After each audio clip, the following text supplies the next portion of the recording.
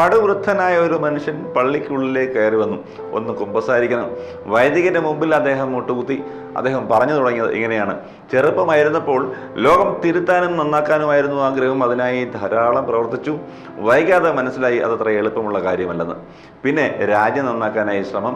അതിനുവേണ്ടിയും ധാരാളം പ്രവർത്തിച്ചു. അതും ബുദ്ധിമുട്ടുള്ള കാര്യമാണെന്ന് മനസ്സിലായപ്പോൾ സ്വന്തം പട്ടണം നന്നാക്കാനായി ശ്രമിച്ചു. അതും ബുദ്ധിമുട്ടാണെന്ന് മനസ്സിലായപ്പോഴേക്ക് അല്പം വൃദ്ധനായി തുടങ്ങിയിരുന്നു. എങ്കിൽ എൻ്റെ വീട് നന്നാവട്ടെ എന്ന് കരുതി പ്രവർത്തിക്കാൻ തുടങ്ങി.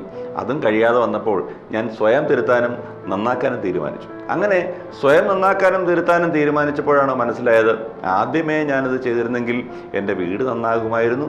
എൻ്റെ വീട് നന്നായിരുന്നെങ്കിൽ ഈ പട്ടണം നന്നാകുമായിരുന്നു. പിന്നെ രാജ്യവും അതിലൂടെ ഈ ലോകവും നന്നാകുമായിരുന്നു. ഇപ്പോഴോ ഞാൻ വൃദ്ധനായി കഴിഞ്ഞു. പ്രിയമുള്ള കൂട്ടുകാരെ, നമ്മുടെ തിരിച്ചറിവുകൾ വൈകിപ്പോകാതെ ഇരിക്കട്ടെ. ഇന്നത്തെ ഞായർ പള്ളിക്കൂടം ആരംഭിക്കുന്നു. എല്ലാ കൂട്ടുകാർക്കും സ്വാഗതം.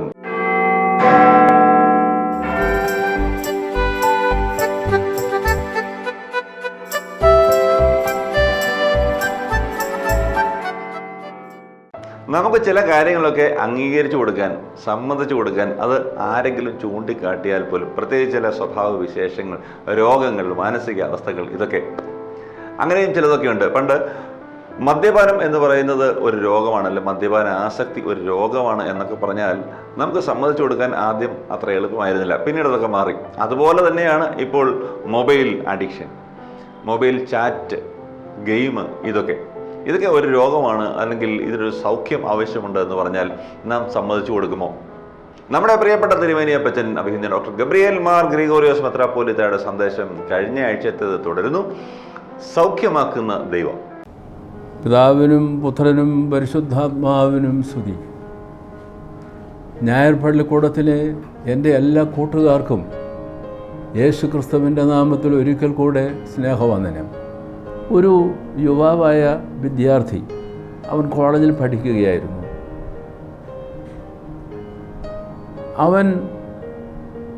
അവൻ്റെ കമ്പ്യൂട്ടറിന് അടിമയായി. അല്ലെങ്കിൽ ഇന്നത്തെ ഭാഷയിൽ അന്ന് അവൻ കമ്പ്യൂട്ടറാണ് കൂടുതൽ ഒരു ലാപ്ടോപ്പാണ് ഉപയോഗിച്ചിരുന്നത്. ഇന്ന് കൂടുതൽ ഉപയോഗിക്കുന്നത് നമുക്ക് അറിയാവുന്നതുപോലെ ഫോണാണ് ഉപയോഗിക്കുന്നത്.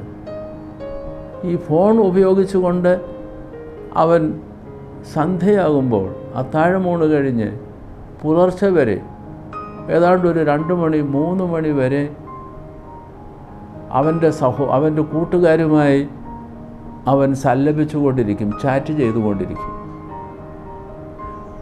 വേറെ ഒരു കുട്ടി, അവൻ തനിയാണ് ഒരു മുറിയിൽ താമസിക്കുന്നത്. ആ മുറിയിൽ താമസിക്കുന്ന കുട്ടി മാതാപിതാക്കന്മാർ ഉറങ്ങിക്കഴിയുമ്പോൾ അവൻ്റെ ഫോൺ ഉപയോഗിച്ചുകൊണ്ട് അവൻ വീഡിയോ ഗെയിംസ് കളിക്കുകയാണ്. അപ്പോൾ പഠനം എവിടെ പോയി? ഈ 2 പേരുടെ ജീവിതത്തിൽ അതൊരു അഡിക്ഷനായി മാറിക്കഴിഞ്ഞു. അതുപോലെ തന്നെയാണ് ഹോസ്റ്റലിൽ താമസിക്കുന്ന കുട്ടികൾ. മാതാപിതാക്കന്മാരൊന്നും അകലെയാണ്. ഹോസ്റ്റലിൻ്റെ നിയമമനുസരിച്ച് ഫോൺ ഉപയോഗിക്കേണ്ട പ്രത്യേക സന്ദർഭത്തിൽ മാത്രമേ ഫോൺ ഉപയോഗിക്കാവൂ. അവരുടെ ഫോൺ അവരുടെ ഓഫീസിൽ ഏൽപ്പിച്ചിരിക്കണം. ഒരു കൃത്യമായ സമയത്ത് എന്നും മാതാപിതാക്കന്മാരുമായി ബന്ധപ്പെടുന്നതിന് ഫോൺ ഉപയോഗിക്കാൻ അനുവാദമുണ്ട്. അല്ലെങ്കിൽ അവരുടെ സ്നേഹിതരുമായി ബന്ധപ്പെടുവാൻ അതിന് കൃത്യസമയമുണ്ട്. പക്ഷേ ഒരു കുട്ടിക്ക് അത് പോരാ. അവൾക്ക് വേറൊരു ഫോൺ അവൾ രഹസ്യമായി സൂക്ഷിക്കുന്നു. എല്ലാവരും ഉറങ്ങിക്കഴിയുമ്പോൾ അവൾ രഹസ്യമായി ആ ഫോൺ ഉപയോഗിച്ച് അവൾക്ക് ഇഷ്ടപ്പെട്ടവരുമായി ചാറ്റ് ചെയ്യുകയാണ്, അല്ലെങ്കിൽ വീഡിയോ ഗെയിംസ് കളിക്കുകയാണ്. അതുകൊണ്ട് എന്തു പറ്റുന്നു?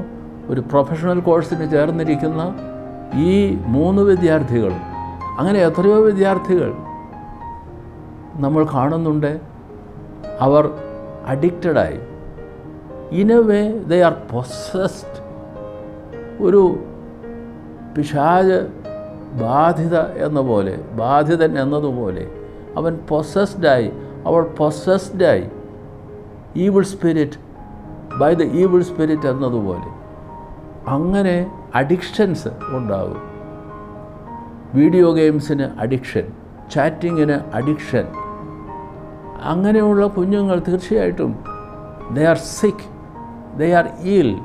നമ്മൾ തിരിച്ചറിയണം. ശാരീരികമായ പല അസ്വാസ്ഥ്യങ്ങളും വരും, രോഗങ്ങളും വരും. അതുപോലെ തന്നെ നമ്മളുടെ ശീലങ്ങൾ കൊണ്ടുണ്ടാക്കുന്ന രോഗങ്ങൾ തീർച്ചയായും നമ്മൾ തിരുത്തേണ്ടതാണ്. അതിന് സൗഖ്യം ആവശ്യമുണ്ട്. ഞാൻ ഓർക്കുന്നു, അങ്ങനെയുള്ള ഒരു വിദ്യാർത്ഥിയെ എനിക്ക് പരിചയപ്പെടുന്നതിനുമായി അവരുടെ മാതാപിതാക്കൾ കൊണ്ടുവന്നു. ഞാൻ ആ വിദ്യാർത്ഥിയുമായി, ആ കുട്ടിയുമായി, യുവാവുമായി ദീർഘനേരം സംഭാഷണം നടത്തി. ആദ്യമൊക്കെ അവനത് ഇഷ്ടപ്പെട്ടില്ല. പിന്നീട് അവൻ ചെറുക തിരിച്ചറിയാൻ തുടങ്ങി. ഞാൻ അവനോട് പറഞ്ഞു, മോനെ നീ പ്രാർത്ഥിക്കുക, ഞാനും നിനക്ക് വേണ്ടി പ്രാർത്ഥിക്കാം. അങ്ങനെ ക്രമേണയായി അവൻ പ്രാർത്ഥിക്കാൻ തുടങ്ങി. അവനെ തിരിച്ചറിഞ്ഞു, ഇത് എൻ്റെ ഹാബിറ്റ്, എൻ്റെ ശീലം എനിക്ക് നന്നല്ല, എൻ്റെ പഠനത്തെ ബാധിക്കുന്നു. ഒരുപാട് പേപ്പേഴ്സ് ഇനിയും എഴുതിയെടുക്കാനുണ്ട്, കുറച്ച് തോറ്റുപോയി. അതിൽ നിന്ന് എനിക്ക് രക്ഷപ്രാപിക്കണം. പരീക്ഷ പാസ്സായി കഴിഞ്ഞു മാത്രമേ, ഡിഗ്രി കിട്ടിക്കഴിഞ്ഞു മാത്രമേ ഒരു ജോലി ലഭിക്കുകയുള്ളൂ. ജോലി ലഭിച്ചെങ്കിലേ സമൂഹത്തിൽ ഒരു അംഗീകാരമുണ്ടാവുകയുള്ളൂ, ജീവിക്കാൻ സാധിക്കുകയുള്ളൂ. പ്രാർത്ഥിക്കാൻ കഴിയുന്നില്ല. അവൻ ചെറുകെ അത് തിരിച്ചറിയാൻ തുടങ്ങി. അങ്ങനെ ഗ്രാജുവലായി കുറച്ച് കൊണ്ടുവന്ന് he was completely liberated from that kind of an addiction, that kind of an illness, I would say. ഇങ്ങനെ നമ്മൾ sometimes we become possessed, kids become possessed by some kind of habit. ചില ശീലങ്ങൾ കൊണ്ട് അവൻ ഭൂതബാധിതരെ പോലെ, പിശാചുബാധിതയെ പോലെ ചാറ്റിങ്ങിന്, വീഡിയോ ഗെയിംസിന് ഒക്കെ അടിമപ്പെടുകയാണ്, ഒരു സ്ലേവ് ആവുകയാണ്. You need healing. Such persons need healing. That kind of a healing, let it take place during this Lent period. നമുക്ക് ഈ നോമ്പിൻ്റെ അവസരം ഇത്തരത്തിലുള്ള നമ്മളുടെ തെറ്റായ പ്രവണതകളിൽ നിന്ന് വിമോചനം ലഭിക്കുന്നതിന് വേണ്ടി ദൈവസന്നിധിയിലേക്ക് അടുത്ത് ചെല്ലാം. ഇന്നത്തെ ചിന്തയ്ക്ക് അടിസ്ഥാനമായി സ്വീകരിച്ചിരിക്കുന്ന വേദഭാഗങ്ങളിലൊന്ന് പരിശുദ്ധനായ പത്രോസ് അപ്പോസ്തലൻ പൊതുവിനെഴുതിയ 1-ാം ലേഖനം 2-ാം അധ്യായം 24-ാം വാക്യമാണ്. അവൻ്റെ അടിപ്പിണരുകളാൽ നിങ്ങൾക്ക് സൗഖ്യം ലഭിച്ചിരിക്കുന്നു. അവൻ്റെ അടിപ്പിണരുകളാൽ നിങ്ങൾക്ക് സൗഖ്യം ലഭിച്ചിരിക്കുന്നു. By his wounds you have been healed. By his wounds you have been healed. You have been healed by the wounds of Jesus. യേശു ക്രിസ്തുവിൻ്റെ ക്രൂശാരോഹണ സന്ദർഭത്തിൽ അവനേറ്റ മർദ്ദനങ്ങൾ കൊണ്ടും മുറിവുകൾ കൊണ്ടും നമുക്ക് സൗഖ്യം ലഭിച്ചിരിക്കുന്നു. ദുഃഖവെള്ളിയാഴ്ച അല്ലെങ്കിൽ വലിയ വെള്ളിയാഴ്ച വായിക്കുന്ന ഒരു ലേഖനഭാഗമാണ്, അതിലെ ഒരു വാക്യമാണ് ഞാനിവിടെ ഉദ്ധരിച്ചത്. 1 പത്രോസ് 2:24. By his wounds you have been healed. അവൻ്റെ അടിപ്പിണരുകളാൽ നിങ്ങൾക്ക് സൗഖ്യം ലഭിച്ചിരിക്കുന്നു. വലിയ നോമ്പിൽ ആവർത്തിച്ച് സൗഖ്യം നൽകുന്ന യേശുവിനെ പറ്റി പരാമർശിക്കുന്ന വായനകൾ, പ്രത്യേകിച്ച് 5 ഞായറാഴ്ചകളിൽ, അതുപോലെ തന്നെ നമ്മുടെ വായനകളിൽ ചികിത്സ, സൗഖ്യം, ഔഷധം എന്നീ വാക്കുകളൊക്കെ ആവർത്തിച്ച് വരുന്നു. പരിശുദ്ധനായ അപ്രേം 4-ാം നൂറ്റാണ്ടിൽ ജീവിച്ചിരുന്ന കവിയും സന്യാസിയും ഒക്കെയായിരുന്ന, സാഹിത്യകാരനും ഒക്കെയായിരുന്ന മോർ അപ്രേം ഇങ്ങനെ എഴുതുന്നു: ഒരു നല്ല നോമ്പ് നല്ല ഔഷധമാണ്. A good Lent is a good medicine എന്ന് അദ്ദേഹം പറയുന്നത് ഇവിടെ ശ്രദ്ധേയമാണ്. കുഞ്ഞുങ്ങളെ, നമുക്ക് ഏതെങ്കിലും തലത്തിൽ, ശാരീരികമാവട്ടെ, മാനസികമാവട്ടെ, നമ്മളുടെ തന്നെ ഉണ്ടാക്കിയെടുത്ത ശീലങ്ങൾക്ക് നമ്മൾ അടിമകളാകുന്നത് വഴി, ദുശ്ശീലങ്ങൾക്ക് അടിമകളാകുന്നത് വഴി ഉണ്ടാകാൻ സാധ്യതയുള്ള മാനസികമായ ഒരു തരം വിഭ്രാന്തി, ഒരു ശീലം, അതിന് നമ്മൾ അടിമകളായി പോയിരിക്കുന്നു. തീർച്ചയായും സൗഖ്യം ആവശ്യമുണ്ട്. അവർക്ക് വേണ്ടി നമ്മൾ പ്രാർത്ഥിക്കാം. നമ്മൾ അത്തരത്തിൽ പെടുന്നുവെങ്കിൽ നമ്മൾ കർത്താവിൻ്റെ സന്നിധിയിലേക്ക് വന്ന് ഈ നോമ്പ് വഴിയായി മുൻപ് നമ്മൾ പഠിച്ചിട്ടുള്ള ആ 5 അനുഷ്ഠാനങ്ങൾ നിഷ്ഠയോടുകൂടെ പൂർത്തീകരിക്കുന്നത് വഴിയായി സൗഖ്യത്തിൻ്റെ അനുഭവത്തിലേക്ക് നമുക്ക് കടന്നു വരാം. The healing God in Jesus. നോമ്പിൽ നമ്മൾ കാണുന്ന ഏറ്റവും വലിയ അനുഭവമാണ്, അനുഗ്രഹമാണ് സൗഖ്യമാക്കുന്ന ദൈവത്തിൻ്റെ യേശുക്രിസ്തുവിലുള്ള സാന്നിധ്യം, സൗഖ്യമാക്കുന്ന ദൈവം. ഈ നോമ്പിൽ അങ്ങനെ ഒരു അനുഭവം നമുക്കെല്ലാവർക്കും ഏതെങ്കിലും ഒരു തരത്തിൽ ഉണ്ടാവണം. അതിന് ദൈവത്തിൻ്റെ കൃപ നിങ്ങളെല്ലാവരോടും കൂടെ എപ്പോഴും ഉണ്ടായിരിക്കുമാറാകട്ടെ.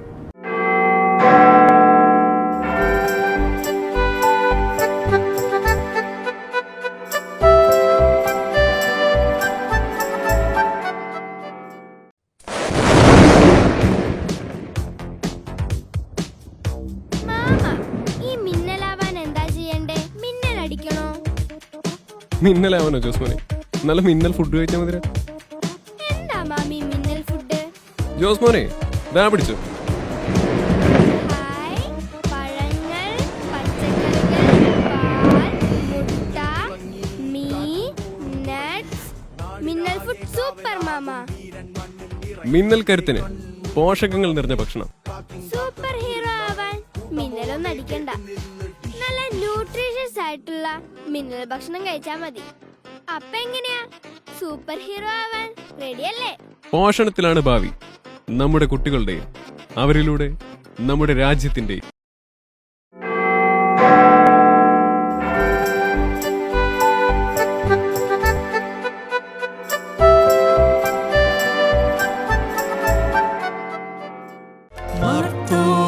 സിംഹാസനത്തിൽ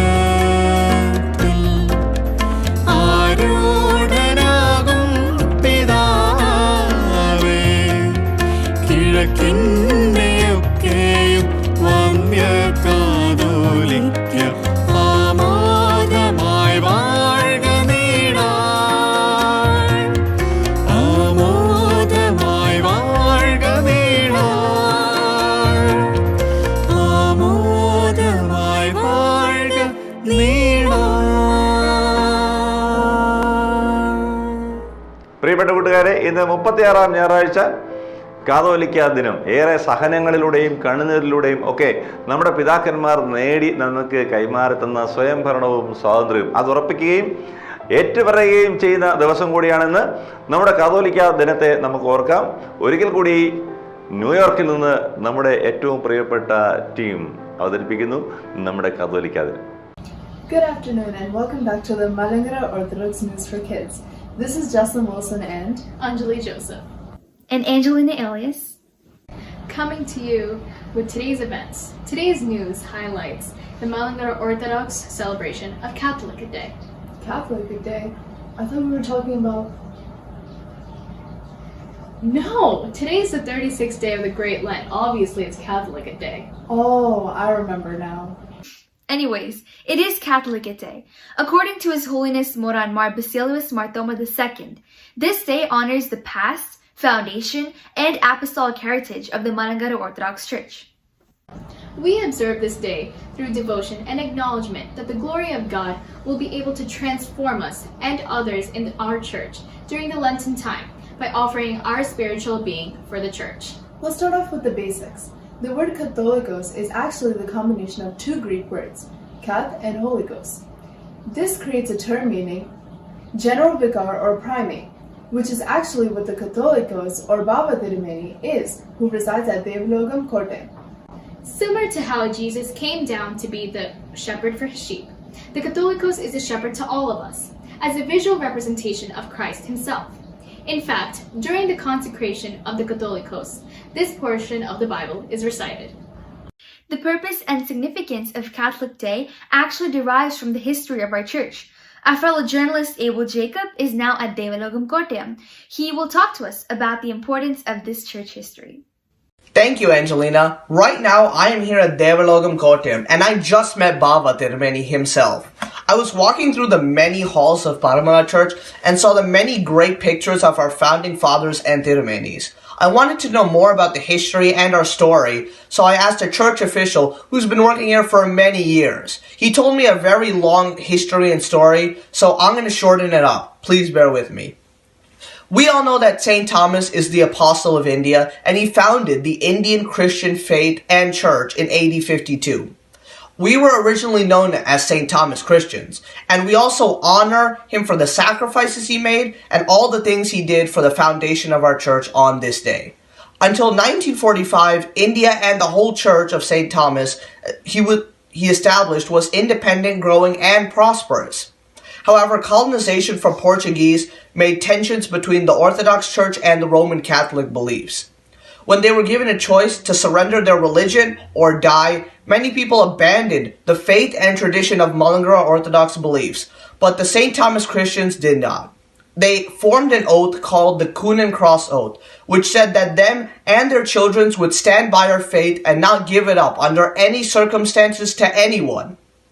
After many years, when the British missionaries came to colonize these places, all the devotees were helpless. They needed help and turned to an Antiochian patriarch.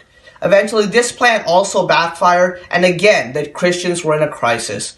I know all of you are in suspense right now, and I'm going to give it back to our reporters at the station to finish. What Abel said is all true. St. Dionysius of Artasheret, also known as a sub-apostolate of our church, was a church father at the time. With all the tension that our faith was facing, Tirumeni decided at the synod it was best to relocate the Catholicate of the East from Seleucia and Tigris to Kerala, India, to be free from all harm. Ladies and gentlemen, this is what the Catholicate Day is. The relocation of the Catholicate from Tigris to our motherland. This day marks freedom from all tribulations, and each of us are accountable for preserving this knowledge and veneration to future generations. Our kids, their kids, and their kids should know what this day represents and symbolizes. Now we know the long history behind it, but what can we do? How do we implement this practice in our church? To answer this, we shall see another journalist, Abia Jacob, who will guide us through the exact process. Thank you, Jesslyn. I'm standing here in front of a church who is hoisting a flag in front of the church. All the parish members are here, and they are looking at the flag which the priest is now hoisting. After this ceremony, we all go inside the church where the priest says an oath or pledge that marks our duties as Malankara Orthodox Christians. We speak of our obedience to the church, Catholicos, metropolitans, and other church leaders through service.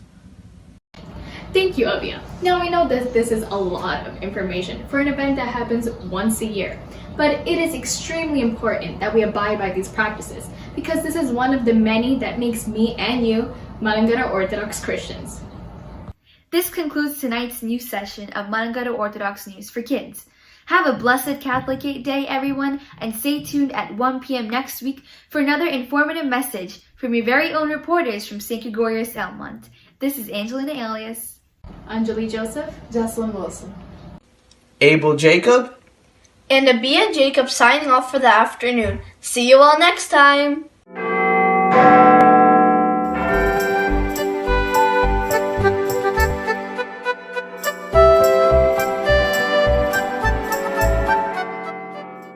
കൂട്ടുകാരെ, ദൈവാനുഗ്രഹത്താൽ നമ്മൾ 100 എപ്പിസോഡുകൾ പിന്നിട്ടു. ഇത് 101ാമത്തെ എപ്പിസോഡാണ്.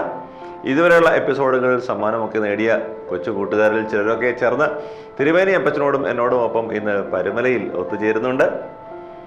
ഒപ്പം നമ്മുടെ സംസ്ഥാനത്തിൻ്റെ principal auditor ജനറലായിരിക്കുന്ന ഡോക്ടർ ബിജു ജേക്കബ്, OSSIയുടെ എക്സാമിനേഷൻ കൺട്രോളറായിരിക്കുന്ന വരുൺ ജോർജ് പണിക്കർ ഒക്കെ കൂടെയുണ്ട്. മാത്രമല്ല, ഞായർ പള്ളിക്കൂടത്തിൻ്റെ സാങ്കേതിക പ്രവർത്തകരും ഈ കൂട്ടത്തിൽ ഉണ്ട്.